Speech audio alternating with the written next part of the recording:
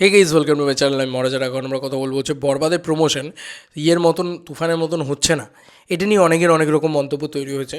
Again আবার সেই একটাই অ্যালিগেশন, সবার একটাই ভয়, একটাই ট্রমা বা একটাই প্যানিক, সেটা হচ্ছে ইয়ে হবে না তো, মানে আবার একটা দরদ হবে না তো। তো বন্ধুরা, বলে রাখি, তুফান না তুফান, সেটা তুফানই। মানে এটা আজকে অনেকেই অস্বীকার করবে বা অনেকেই হয়তো মানতে নারাজ হবে। তো তুফান ছবিটা তুমি যদি ভালো করে লক্ষ্য করে দেখো, তুফান ছবিটার কী ছিল, মানে তুফান ছবিটা যদি আমরা ভালো করে লক্ষ্য করি, তার ভিতরে কারা কারা ছিল।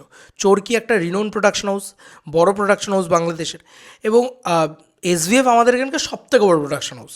মানে আমাদের এই ইস্ট, মানে এই পুরো ওয়েস্ট বেঙ্গলের সবথেকে বড় প্রোডাকশন হাউস এসভিএফ। ঠিক আছে, তাদের যে ক্ষমতা সেটা তো আর অন্য কোনো প্রোডাকশন হাউসের হবে না। এবার তুফানের দেখো লুক অ্যান্ড ফিল যা ছিল, তার থেকে কিন্তু বেটার লুক অ্যান্ড ফিল বরবাদ নিয়ে আসতে পেরেছে। এটা তো সত্যি কথা, এটাকে তো কেউ অস্বীকার করবে না। কিন্তু তারপরেও দেখো, এত ভালো লুক অ্যান্ড ফিল নিয়েও তুফানের মতন প্রমোশন কেন করতে পারছে না? কারণ একটা নতুন প্রোডাকশন হাউস ওই লেভেলে প্রমোশন এটা করতে পারবে না। এবং আমার এটা মনে হয় তুফানের ক্ষেত্রেও কিন্তু আমি বলেছি এই কথাটা, যে বাংলাদেশ ইন্ডাস্ট্রিতে প্রমোশন জিনিসটাই খুব কম হয়। আমি জানি না কেন, হয়তো নিশ্চয়ই কোনো রিজন থাকবে। বাংলা ছবিতে বা বাংলাদেশের ছবিতে পার্টিকুলারলি আমাদের এখানে প্রমোশনটা না বিশাল বড় একটা বড় ভূমিকা পালন করে।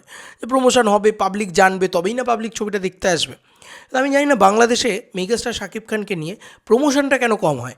অনেকেই বলতে পারে যে মাচা ইত্যাদি শাকিব খান কীভাবে করবে, শাকিব খানের নাকি বিশাল জনপ্রিয়তা।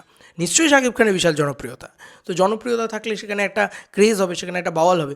বাট আমার মনে হয় যে সেটা হওয়া খুব জরুরি, করা খুব জরুরি। এইটা খুব বাজে কথা যে শাকিব খানকে নিয়ে মানে প্রমোশন করা যাবে না।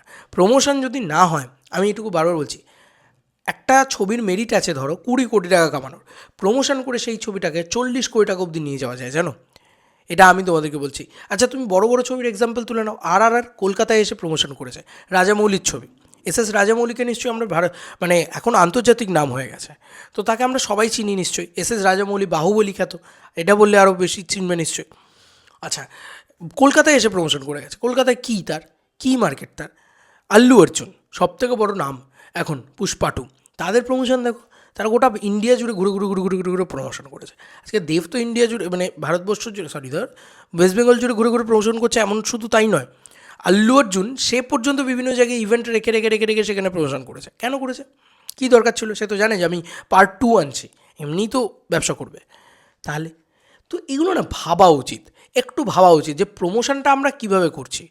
মানে আমি 200% চোখ বন্ধ করে এই রিয়েল এনার্জি প্রোডাকশনকে সাপোর্ট করতে পারছি না যে তারা একেবারেই প্রমোশনে কিছু করছে না। তারা এখন একটা ধিমে চালে প্রমোশন করছে।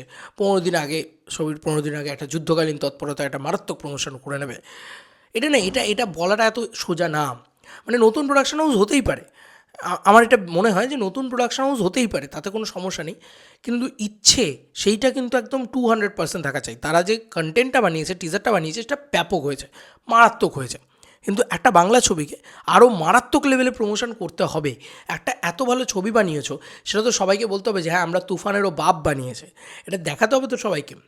তুফান কিন্তু এটা দেখাতে পেরেছিল, এটা সাকসেসফুলি করতে পেরেছিল। যাই না, তার পিছনে সবথেকে বড় রিজন হয়তো এত বড় বড় দুটো প্রোডাকশন হাউসের জুড়ে থাকা, যে তারা কিন্তু এটা সাকসেসফুলি দেখাতে পেরেছিল যে আমরা 25 বছরের ইতিহাসে বাংলাদেশের সিনেমায় এত বড় ছবি কোনো দিন আসেনি। এটা প্রথমবারের জন্য আসছে, যাতে বাংলাদেশের মানুষ কিন্তু সেটাতে এক্সাইটেড হয়। তাও তুফানের প্রমোশনও কিন্তু কম ছিল, তুফানেও কিন্তু ভালোভাবে প্রমোশন হয়নি। মানে ভালোভাবে প্রমোশন মানে কি, আমরা প্রমোশন মানে একটা অন্যরকম জিনিসপত্র বুঝি, তোমাদের ওখানে প্রমোশনটা একটা অন্যরকমভাবে হয়। আমি জানি না কেন এই ডিফারেন্সটা। প্রমোশনটা হওয়া উচিত শুড, মানে বাংলাদেশের প্রমোশন শুড আন্তর্জাতিক। ঠিক আছে, সেখানে যেভাবে আন্তর্জাতিক মানে যেভাবে প্রমোশন হয়, সেরকমভাবে প্রমোশন হওয়া উচিত। আমি বলছি না ইন্ডিয়ার মতনই শুধু হতে হবে। আরও বিভিন্ন দেশে দেখো সিনেমার প্রমোশন কীভাবে হচ্ছে, তারা কতটা এগিয়ে রয়েছে। তো অ্যাডাপ্ট তো করতে হবে যে আরও মারাত্মক প্রমোশন কী করে করবো। না দাদা, আমি সিনেমা বানিয়ে দিয়েছি, চুপচাপ বসে থাকবো, এমন তো নয়। বা গান ছেড়ে দেবো, টিজার ছেড়ে দেবো, ব্যাস, আর কিছু করার দরকার নেই। প্রমোশনটা তো করতে হবে, পুশটা তো করতে হবে। তো এটা আমি জানি না বাংলাদেশে হয়তো প্রমোশনের আলাদা করে বাজেট রাখা হয় কি না, সেটাও আমি জানি না কী হয় অ্যাকচুয়ালি প্রমোশন ব্যাপারটা কীভাবে ওয়ার্ক করে। বাট প্রমোশনটা না অ্যাকচুয়ালি আমি দেখেছি কোনো ছবির ক্ষেত্রে কি ওরা, এই যে দাগির, এখন অবধি কোনো টিজার ফিজার কিচ্ছু এলো না, কিছুই এলো না। ঠিক আছে, সিয়ামের জঙ্গলি ছবিটারও কোনো প্রমোশন হচ্ছে না। এবার Shakib Khan the biggest megastar, তাকে নিয়েও যদি একটু ভালো করে প্রমোশন না হয়, সেই ছবি অবভিয়াসলি 20 কোটি টাকার হয়তো ব্যবসা করবে, 30 কোটি টাকার হয়তো ব্যবসা করবে। আরে চলো ভাই 50-60 কোটি টাকার ব্যবসা করবে, কিন্তু এইটুকু নিজের মনকেও একবার বিশ্বাস করে দেখো যে যদি ছবিটা 60 কোটি টাকারও ব্যবসা করে, ছবিটার কিন্তু ক্ষমতা ছিল 70-80 কোটি টাকার ব্যবসা করার।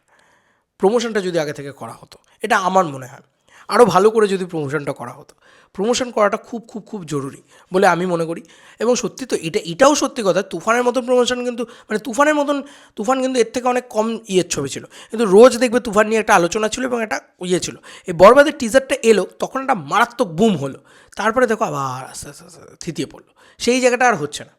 তুফানের ক্ষেত্রে কিন্তু যখন থেকে টিজার এসেছিল রোজ এটা নিয়ে আলোচনা হয়ে গেছে, এবং রোজ কিছু না কিছু এনেছে তারা, বা কিছু না কিছু একটা মার্কেটে বুম করে রেখেছিল, যেটাতে তুমি সেই জায়গাটা, হ্যাঁ তারা অনেক রিনোন প্রোডাকশন হাউস, দে আর বিগেস্ট প্রোডাকশন হাউস, মানে দুই দেশেরই দুটো বিরাট বিরাট মাথা এর সাথে জড়িত ছিল, কিন্তু এটা তো করতে পেরেছে তারা সাকসেসফুলি।